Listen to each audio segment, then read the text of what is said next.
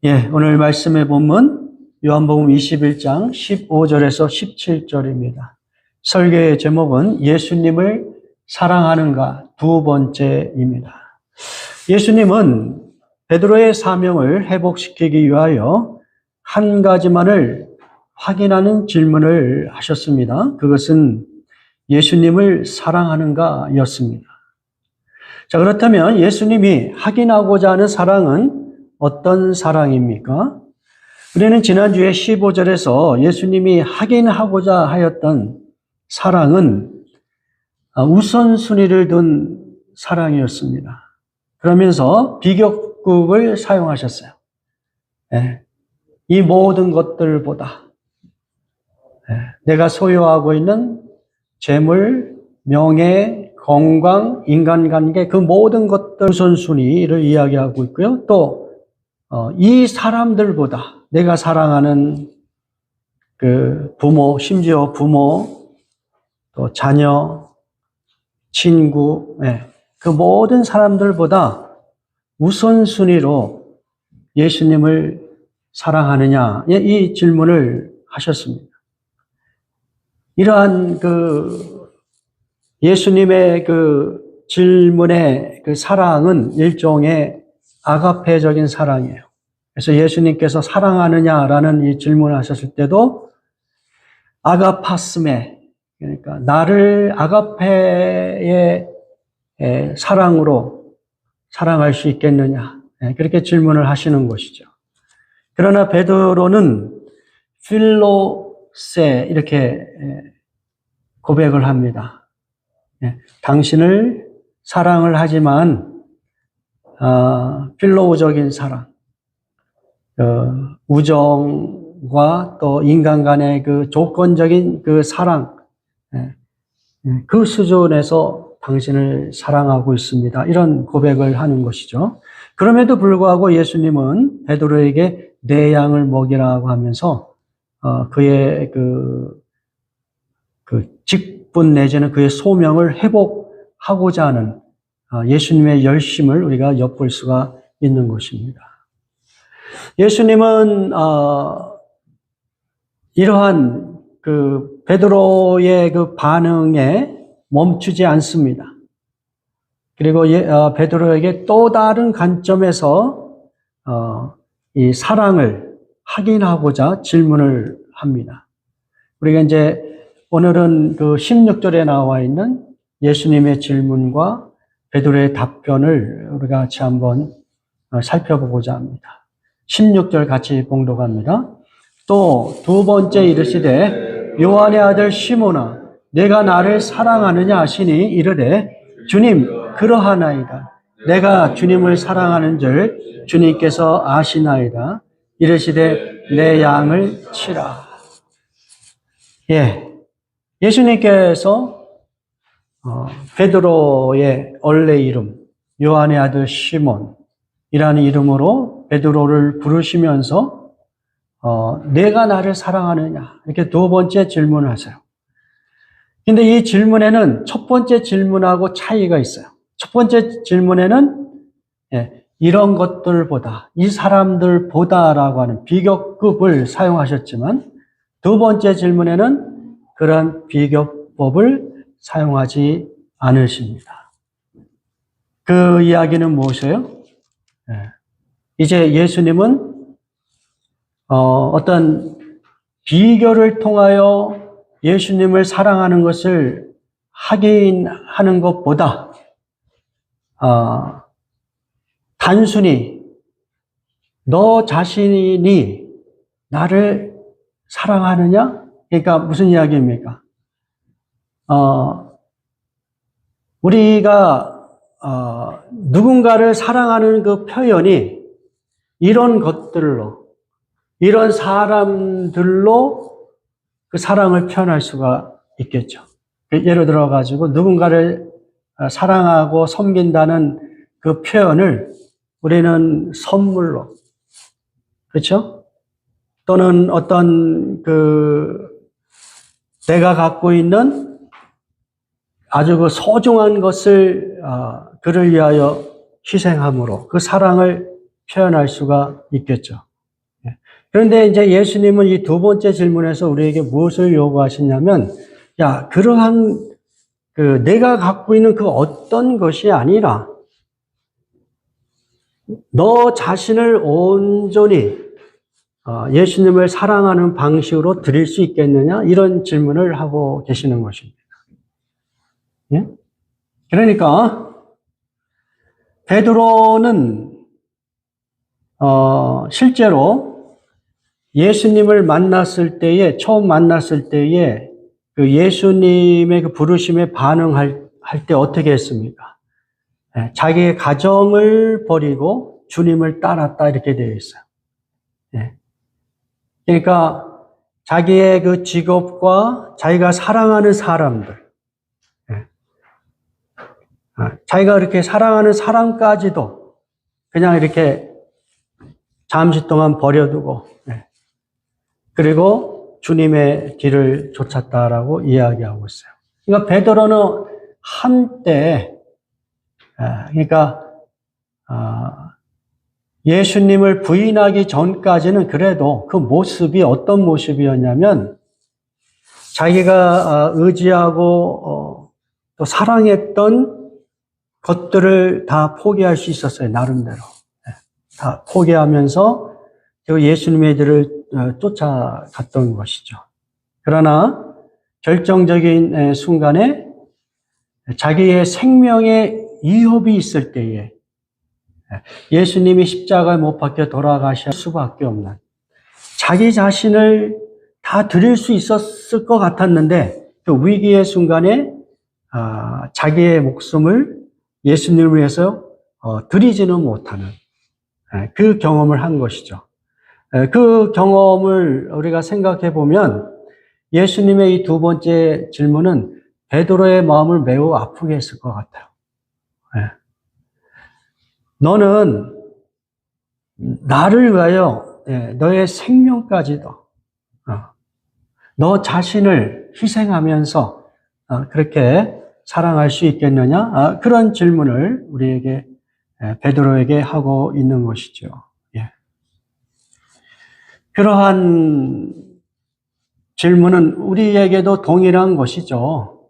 우리가 이제 흔히 하나님의 일을 한다고 하지만 특별히 무슨 선교 활동이나 무슨 구제 활동 이런 거 할 때 우리가 직접 그 선교 현장에 가거나 그 구제가 필요한 곳에 가서 우리 자신을 드리기보다는 좀 간편한 방법들을 자꾸만 생각하잖아요.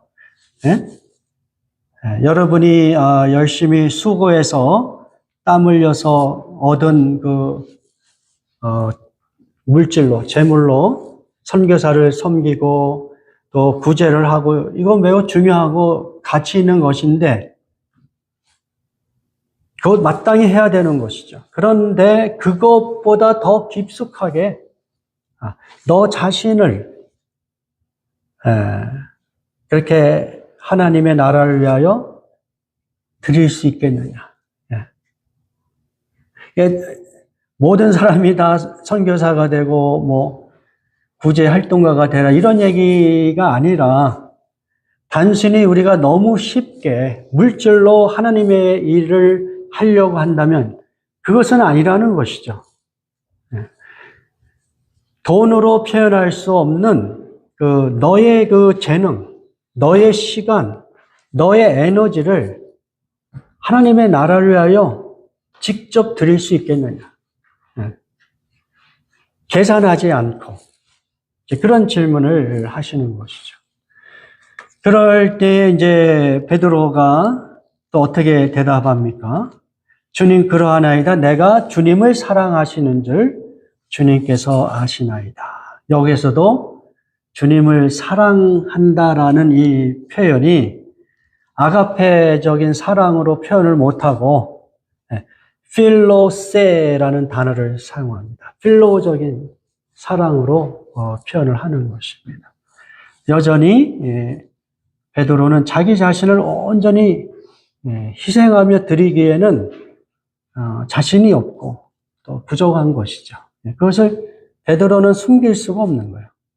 그것을 그렇게 필로세라는 고백을 하였고, 그럼에도 불구하고 또 예수님은 내 양을 먹이라, 내 양을 치라, 뭐 이러면서 그의 사명을 회복하시려고 열심을 내시는 것이죠. 자, 그러면 오늘 이제 이 말씀 속에서 여러분하고 제가 좀 구체적으로 생각해보고 적용하고 싶은 내용은 그것이에요. 무엇이냐면 내 자신을 예수님께 하나님의 나라를 위하여 드린다는 것이 구체적으로 무엇인가? 그걸 한번 생각해 보는 것이죠. 내 자신을 하나님께 드린다는 것이 무엇이냐? 여러 가지 그 방향에서 이것을 생각해 볼 수 있는데, 특별히 예수님께서 우리에게 말씀하신 그 자기 부인에 관한 메시지, 이걸 가지고 우리가 한번 자기 자신을 희생하여 하나님 앞에 드린다는 것이 무엇인지를 같이 생각해 보고 적용하고자 하는 것입니다. 마가복음 8장 3, 4절 시작. 그리고 예수께서 제자들과 함께 무리를 불러놓고 그들에게 말씀하셨다. 누구든지 나를 따라오려거든 자기를 부인하고 자기 십자가를 지고 나를 따라오너라. 그래서 자기를 부인한다 라는 것이 자기 자신을 하나님 앞에 드리는 그 방식으로 이렇게 이해해 볼 수가 있습니다. 그러니까 자기 부인이라는 것은 무엇이겠어요? 자기를 향하여서는 no라고 이야기하는 것이고, 예수님을 향하여서는, 하나님의 나라를 향하여서는 yes라고 반응하는 것이 자기 부인이라고 생각할 수 있습니다. 그런데 우리가 오해하지 말아야 될 것은 흔히 자기 부인이라는 것을 세 가지 관점에서 오해를 해요. 첫 번째는 무엇이냐면 자신의 인격을 부인하는 것으로 오해한다는 것이죠. 무조건 충성한다. 아무 생각 없이. 나의 의견도 없고 로봇같이 그냥 무조건 충성한다. 이런 생각을 갖고 있는 것이죠. 그런데 여기서 자기 부인이라고 하는 것은 또 우리가 예수님을 믿고 하나님 앞에 충성한다는 것은 로봇같이 하나님 앞에 반응하는 것이 아니에요.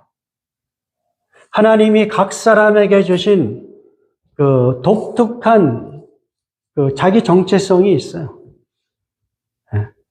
자기의 정체성을 가지고 또 하나님이 주신 여러 가지 기질, 캐릭터, 이런 거를 다 없애버리고 로봇같이 동일한 방식으로 하나님 앞에 충성하는 그런 재미없는 그런 하나님의 나라를 생각하면 안 되는 거예요. 각자 독특한 하나님이 주신 그 캐릭터, 기질, 정체성을 잃어버리지 않은 채 하나님을 향하여 yes 할 수 있는 그러한 그 태도가 자기 부인이라는 것을 우리가 생각해 볼 필요가 있고요. 두 번째 오해는 무엇이냐면 자기 부인이라는 것은 순교를 해야 된다. 이런 생각을 가지고 자기를 부인한 사람은 순교자 같이 살아야 된다. 그렇게 해서 자기 부인을 너무 어떤 면에서 극단적인 상황으로 몰고 가서 자기의 인생을 완전히 그 순교자 같이 살아야 된다는 생각을 갖고 있는 것이죠. 그러나 여러분, 순교자는 아무나 될 수도 없고 많이 나와서도 안 되는 거예요. 그 초대교회에서는 너도 나도 순교자가 되기를 원했어요. 너도 나도. 그것이 그들이 이제 초대교회 성도들의 신앙이 그만큼 좋았고 열성이 있었고, 그래서 순교자들이 이제 많이 생겼는데, 그러다 보니까 나를 순교시켜달라. 이런 분위기도 있었어요. 초대교회에. 예. 그러나 그것은, 정말 하나님이 원하시는 삶의 방식은 아니죠. 예. 우리가 하나님의 나라를 위하여 살아가는 과정 속에서 악의 존재로 인하여 어쩔 수 없이 경험해야 되는 것이 순교지. 내가 자발적으로 순교자가 되겠다. 이거는, 하나님의 메시지가 아닌 것입니다. 자, 그 다음에 세 번째 오해는 무엇이냐면, 자기 부인을 금욕주의자들처럼 살아가라. 이렇게 오해하는 것이에요. 예, 자기의 모든 욕망을 부인하려고 하는 거예요. 우리 안에 일어나는 여러 가지 욕망들이 있잖아요. 디자이어들이 있어요. 예. 그렇게 해석하고 또 그 디자이어들을 억누르기 위하여 일종의 수도 생활 같이 하는 거예요. 네. 불교는 그러한 수도 방식을 통해서 인간들의 그 마음속에 일어나는 그 모든 부정적인 것들을 억누르려고 애를 쓰는 것이죠. 사실은 억누르는 것이죠. 해결할 수 있는 게 아닌데. 예. 그러나 우리가 성경의 말씀을 잘 살펴보면 하나님께서는 결코 하나님의 백성들이 금욕주의자 같이 살아가기를 원치 않으세요. 우리 안에 일어나는 이런 desire, 어떤 감정적인 거, 여러 가지 우리 안에 일어나는 desire들이 그것도 하나님의 선물이에요.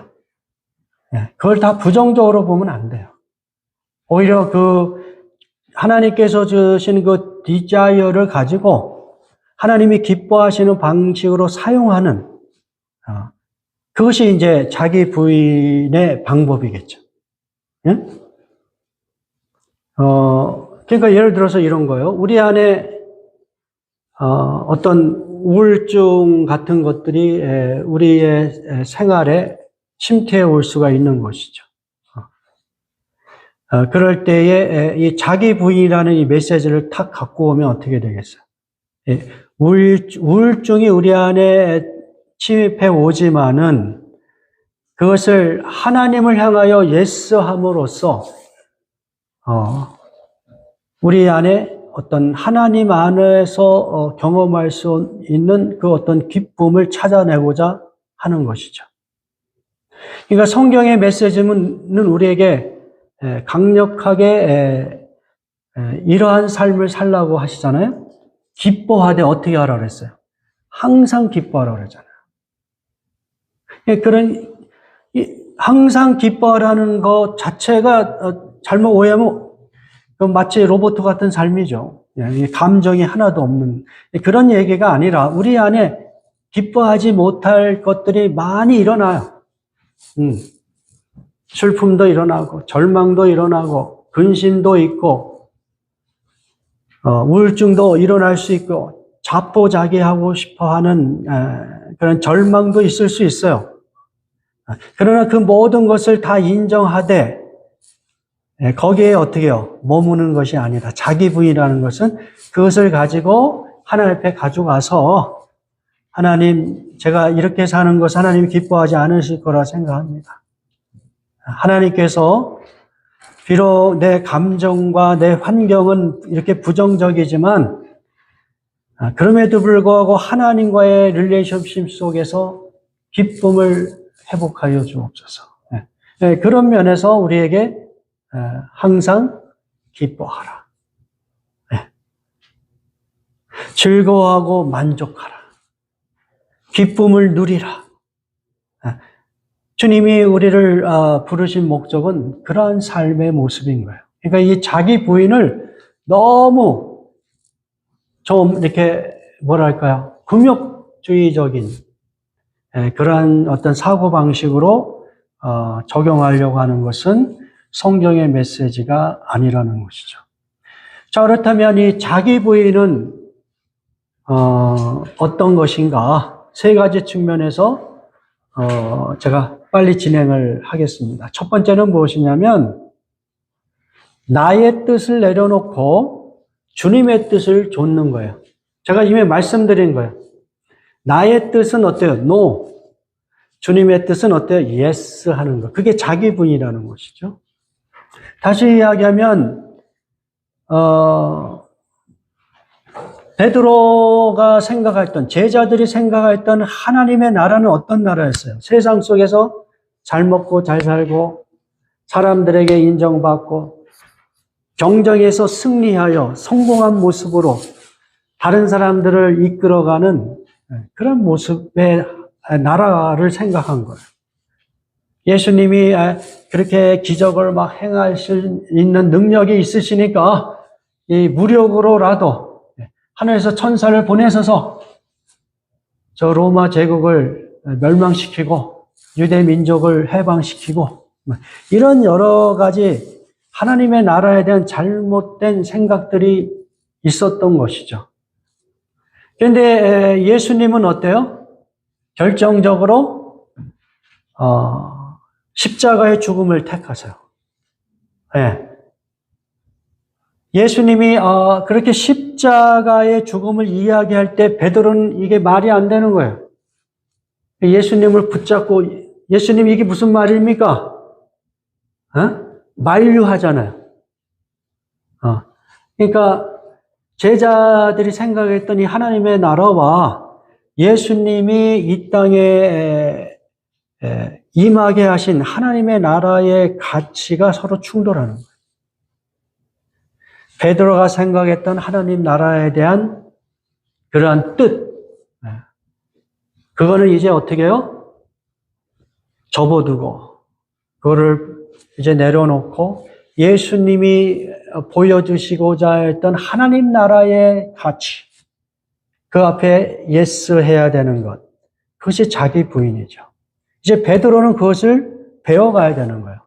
예수님의 죽음을 이제 경험했고 예수님의 부활도 경험했으니까 이제 베드로와 그 제자들은 자기들이 생각했던 그 하나님의 나라를 포기하고 예수님이 가르쳐준 하나님 나라의 가치로 살아가기로 어떻게 해요? 반응을 해야 되는 거예요. 그것이 뭐예요? 그것이 바로 회개예요. 그것이 바로 자기 부인인 것입니다. 예수님께서 그렇게 우리에게 도전하고 계셨어요. 마가복음 1장 15절 같이 봉독합니다. 이르시되 때가 찼고 하나님의 나라가 가까이 왔으니 회개하고 복음을 믿으라. 예. 하나님의 나라가 예수 그리스도가 이 땅에 오심으로 이미 임하였으니까 이제 너희들은 회개하라. 여기서 회개하라는 이 단어, 예, 메타노에오라는 이 단어는 change mind예요. 예, 여러분의 생각과 뜻을 change 하라는 거예요. 어떤 식으로? 지금까지는 너희가 하나님의 나라를 베드로 같이 그렇게 생각하며 살아왔다면 예수님이 임하게 하신 이 하나님의 나라는 전혀 다른 차원의 하나님의 나라니까 그 나라의 가치대로 살겠다라고 어떻게 해요?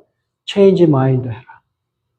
여러분이 생각했던 유토피아, 여러분이 나름대로 생각하고 있는 행복한 그 삶의 모습, 이런 것들이 예수님이 우리에게 가르쳐주고자 하는 하나님의 나라와 충돌하면 체인지 마인드 해라. 너의 뜻에 대하여는 노하고 하나님의 뜻에 대해서는 예스하라. 그게 회개예요. 단순히 죄에 대하여 아파하고 애통하는 것을 넘어서는 여러분의 생각과 뜻과 감정과 의지를 체인지해서 하나님의 뜻에 합당한 삶을 살고자 하는 것. 그것이 회개의 의미라는 것이죠. 자기 부인은 이와 같은 어떤 선택, 체인지의 그런 결단들을 해야 되는 것입니다. 자, 두 번째, 자기 부인이라고 하는 것은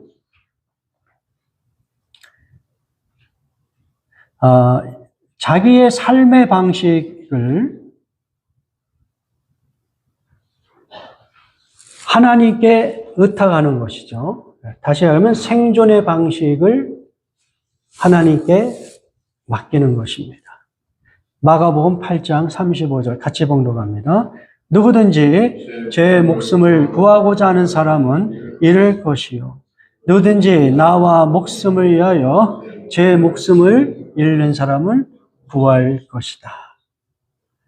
자, 내가 하나님의 나라를 위해서 하나님의 뜻에 순종하겠습니다 라고 이렇게 결정했으면 삶의 방식, 또 생존의 방식을 하나님께 맡겨야 된다는 거예요. 그것이 진정한 자기 부인이다. 예? 내가 하나님의 뜻대로 살겠습니다 라고 결심은 하였는데 삶의 방식, 생존의 방식은 자기 생각에 옳은 대로 해. 자기 방식대로 계속 고집하여 살아가는 것. 그것은 오히려 자기의 그 삶을 잃어버리게 되는 것이다. 여기서 이제 자기 목숨을 구하고자 하는 사람은 생존의 방식을 자기 나름대로 고집하며 살아가고자 하는 것. 그런 것은 오히려 목숨을 잃어버리는 것과 같다. 예? 그러니까, 우리가 예수님을 믿고 하나님 뜻대로 살려고 결심을 하였는데, 먹고 사는 문제가 여전히 우리에게 존재하잖아요. 먹고 사는 문제에 대해서도, 우리는 하나님 앞에 그거를 의탁해야 된다는 거예요. 근데, 우리는, 겉모양은 예수님을 따른다고 하고, 그러는데 실제로 그 삶을 끌어가는 그 방식은 여전히 믿지 않을 때와 똑같을 수가 있잖아요. 예를 들어서 술집을 하였던 사람이 예수를 믿었어. 나름대로 열심히 교회 생활도 하고 그러는데 술집을 계속 오히려 번창시키면서 그렇게 그 생존의 문제를 해결하려고 한다면 그것이 자기 부인이냐 이거요. 그렇죠? 네. 그러니까 실제로 신앙이 좋은 사람 같은데 그의 삶의 방식을 보면 믿지 않는 사람보다 더 악랄하고 더 악한 그런 모습들을 보잖아요. 그래서 저 사람이 장로인데 집사인데 아무개 교회에서 아주 열심히 생활하는 사람 그렇게 악한 일을 하느냐 이렇게 비판을 할 수가 있잖아요. 그것은 뭐예요? 생존의 방식을 하나님께 맡기지 않고 지금까지 믿지 않을 때에 자기가 살아왔던 방식대로 고집하며 살아간다 이거예요. 베드로는 이런 입장에서 생존의 방식을 예수님께 맡겼습니다. 자기의 어부의 그 직업을 내려놨잖아요. 그 가족을 떠났을 때 그 생계의 문제가 생겼을 거 아니에요. 그렇죠? 그러나 우리 하나님께 그것을 다 의탁하고 예수님의 뒤를 좇은 것 같이. 제가 이렇게 말씀을 드리지만 이게 쉬운 이야기가 아닙니다, 사실은. 우리가 이제 이런 이야기 많이 했잖아요. 일주일에 하루는 쉬어라. 하루를 온전히 하나님을 경배하고 성도의 교제를 갖고 그렇게 해서 쉬는 시간을 가져라. 근데 이게 얼마나 어렵습니까? 예? 일주일에 하루를 쉬는 것이 쉬운 게 아니에요. 삶의 방식을 하나님께 맡기지 못하면 쉴 수가 없는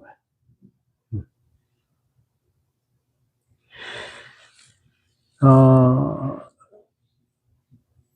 우리는 구체적으로 직업뿐만 아니라 여러 가지 이 땅에서 살아가면서 생존하기 위하여 필요한 그 어떤 행동들이 있어요.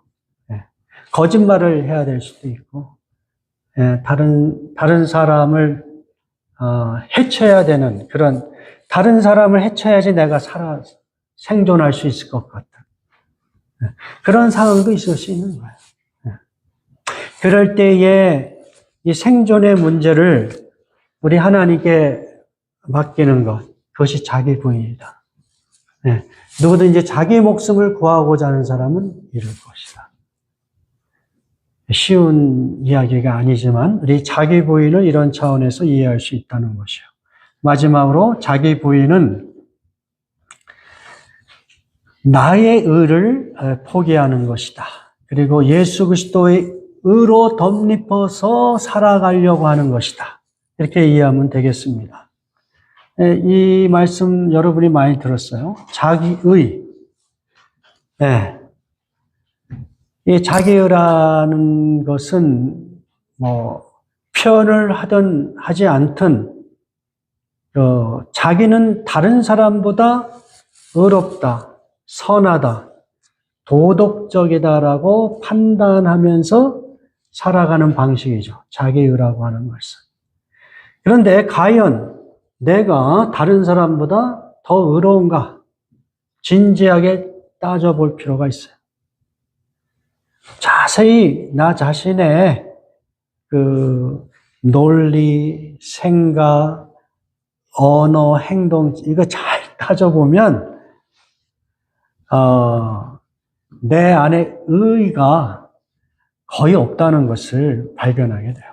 마치 사도 바울이 정말 마지막 그 감옥에서 죽음을 기다리고 있는 그런 상황에서 고백한 대로 나는 죄인 중에 괴수다. 나는 죄인 중에 괴수다. 이런 고백을 할 수밖에 없는 것이 의리의 모습이에요. 그게 진실된 고백이에요. 그런데 우리는 끊임없이 자기의 의를 만들어내고 그것이 무너지면 정말 힘들어요. 이거 다 제 얘기예요.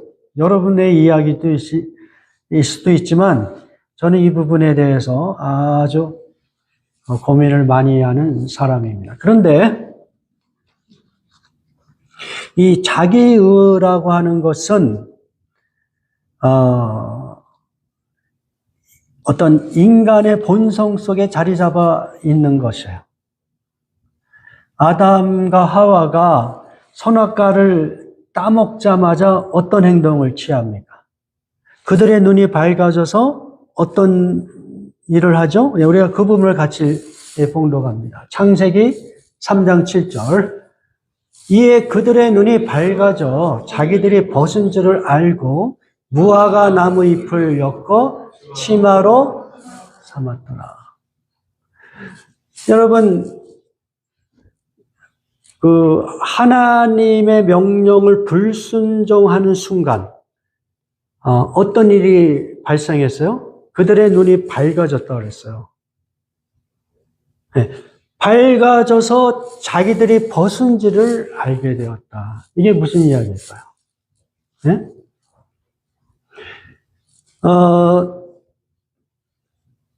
아담과 하와가 하나님 앞에 불순종하기 전에는 일단은 하나님과의 관계가 어때요?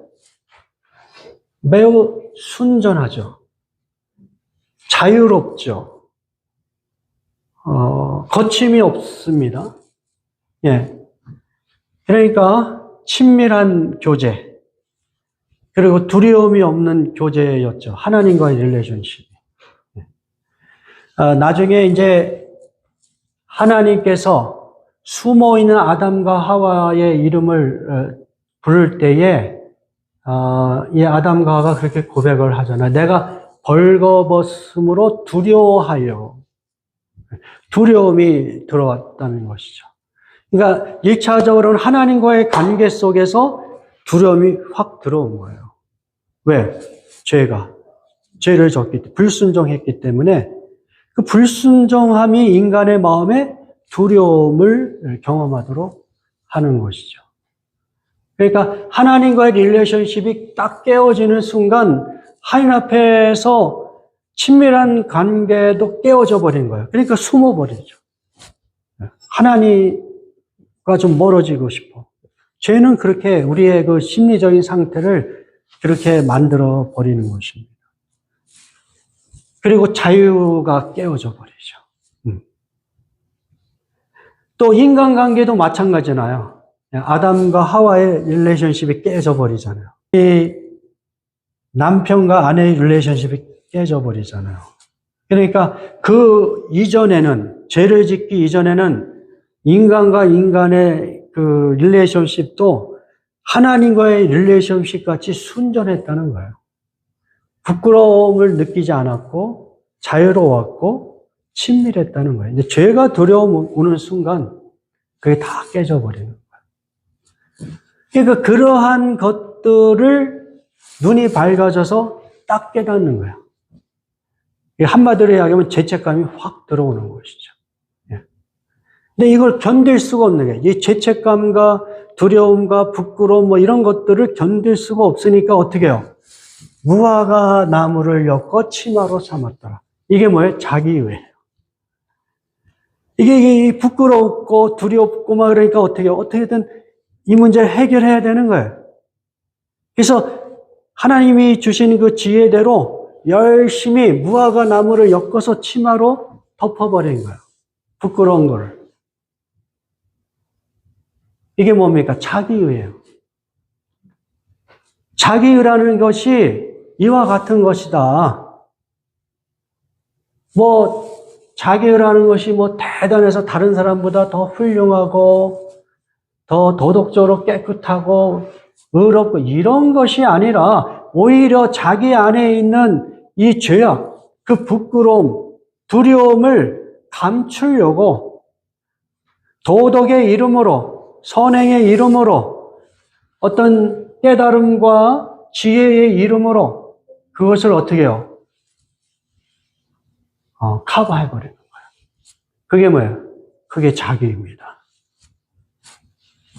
제 배터리가 또 다 나갔네? 잠깐만요. 그러한 것을 하나님은 아시고 대책을 세워주잖아요. 그 다음 부분을 같이 봉독합니다. 창세기 3장 21절 같이 봉독합니다. 여호와 하나님이 아담과 그의 아내를 위하여 가죽옷을 지어 입히시니라. 여러분, 무화과 나무 잎이라는 것이 시간이 지나면 금방 말라서 다 부서져 버릴 거 아니겠어요? 네. 임시 변통이라는 것이죠. 자기의라고 하는 것은 그렇게 임시 변통으로 스스로를 만족시키는 것 뿐이지, 어떤 깨어진 릴레이션십을 회복할 수 있는, 이 죄책감의 문제를 해결할 수 있는, 그러한 영원한 수단이 될 수 없다는 거예요. 시간이 지나면 금방 노출이 되는 거예요. 시간이 지나면, 내가 그렇게 자랑했던 자기의라는 것이, 부끄러운 것이었구나. 다시 이 안에 부끄러움과 두려움과, 어때요? 네. 후회로, 이런 것들이 찾아오는 것이죠. 그것이 이 자기의의 한계예요. 하나님은 그것을 아셨기 때문에 그들을 위하여 가죽옷을 대체할 수 있는, 이 나뭇잎으로 만든 그 옷을 대체할 수 있는 가죽옷을 지어 입히신 거예요. 이 가죽옷은 무엇을 상징하겠습니까? 가죽옷이 있으려면 일단은 동물의 희생이 필요해요. 그렇죠? 동물의 희생을 통해서 가죽옷을 만들 수가 있는 거예요. 그렇게 해서 이 아담과 하와의 이 수치심, 죄책감, 부끄러움을 다 덮어준 것 같이 이 가죽옷은 예수 그리스도 상징하는 거예요. 예수 그리스도께서 온 인류를 위하여 희생 제물이 되시는 거예요. 순전한 어린 양의 모습으로 우리에게 가죽 옷을 입혀주기 위해서 우리의 이 죄책감과 부끄러움과 두려움, 수치심 이런 것들을 영원토록 해결하기 위하여 예수님이 가죽 옷이 되신 거예요. 예수님의 십자가 사건은 바로 그와 같은 것입니다. 이 가죽 옷은 하나님의 은혜를 우리에게 설명해 주고 있고요. 그러므로 자기를 부인한다는 것은 더 이상 내가 무화과 나무를 엮어서 부끄러움을 감추는 그런 치마를 만드는 그런 것이 아니라 하나님의 은혜로 지어주시는 예수 그리스도라는 가죽 옷을 입고 살아가는 거예요. 그게 자기 부인이에요. 그런 방식으로 살아가는 거예요. 예수 그리스도의 그 가죽 옷으로 살겠다. 내가 만든 자기 의로 만들어낸 방식으로 자랑하고 스스로에게 위로하는 그런 방식으로 살아가는 것이 아니라 예수 그리스도의 그 가죽 옷의 방식, 그 안에 담겨 있는 하나님의 은혜, 예수 그리스도의 의의 방식으로 살아가겠다. 그 다음 거를 같이 봉독합니다. 갈라디아서 3장 27절. 누구든지 그리스도와 연합하여 침례를 받은 사람은 그리스도로 옷을 입은 사람입니다. 그러니까 그리스도라고는 가죽 옷으로 옷 입은 사람들이 크리스찬이에요. 그러므로 그리스도로 옷을 입었다는 것은 그리스도의 의로움, 그리스도를 통하여 우리에게 전가되는 그리스도의 의로움으로 그 안에 담겨있는 하나님의 은혜의 방식으로 그렇게 살아가는 것입니다. 그러니까 자기 부인이라는 것은 이렇게 이야기할 수 있어요. 여러분의 진정한 그 자아를 회복하는 것이다. 진정한 자아, 여러분의 그 정체성을 온전히 회복하는 것이 자기 부인이다. 우리는 흔히 자기 부인을 자기 정체성의 상실로 오해하는데 그렇지 않다는 거예요. 오히려 자기 의로 살려고 할 때 어떻게 해요? 거기에 어떻게 해요? 가면이 들어가는 가면. 자기를 의롭게 하기 위한 온갖 가면을 우리가 사용하면서 살아가잖아요. 그러니까 그 자기 의를 의지하면서 살아가는 것은 오히려 자기를 억누르는 거예요. 자기 정체성을 숨기는 거예요. 그리고 끊임없이 자기 의로 살아야 되기 때문에 이 안에 엄청난 스트레스가 담겨 있는 것이죠. 그러나 자기 부인을 하면 그리스도의 의로 옷 입는 사람으로 살아가면 어때요? 진정한 자기 해방, 그러한 모든 스트레스와 그 노이로제부터 자유로운 릴레이십, 두려운 관계가 아니죠. 평화의 관계가 돼요. 인간과 인간 간의 관계도 그와 같은 방식으로 회복이 되는 것이죠. 그것이 자기 부인의 모습인 것입니다. 예수님은 그러한 차원에서 너는 나를 사랑하느냐라고 질문하시는 거예요. 적용한다면 너는 그런 방식으로 나를 사랑하느냐? 아가파스메 이렇게 질문하고 거기에 대해서 베드로는 뭐라고 대답해요? 필로세. 그렇게 자기 부인을 온전히 하면서 주님을 사랑해야 되는데 아직까지도 저는 부족한 필로의 방식으로 주님을 사랑합니다. 그렇게 고백을 하는 거예요. 그럼에도 불구하고 예수님은 그에게 내 양을 치라고 말씀하시면서 그의 사명을 회복하시고자 하는 것입니다. 오늘 우리도 마찬가지예요. 우리가 수없이 많이 들은 이 자기 부인. 그런데 여전히 남아있는 이 자기의에 어떤 사로잡혀 있는 우리의 삶의 방식. 하나님의 의, 하나님의 은혜, 그리스도의 의로 덧입은 그러한 삶의 방식을 따르지 못하는 우리들의 모습. 그런 것들을 우리가 인정하면서 그럼에도 불구하고 내 양을 치라고 하시는 주님의 그 사명의 도전 앞에 우리가 포기하지 않고 예스하고 따라갈 수 있기를 주님의 이름으로 축원합니다. 우리 다 같이 기도하겠습니다.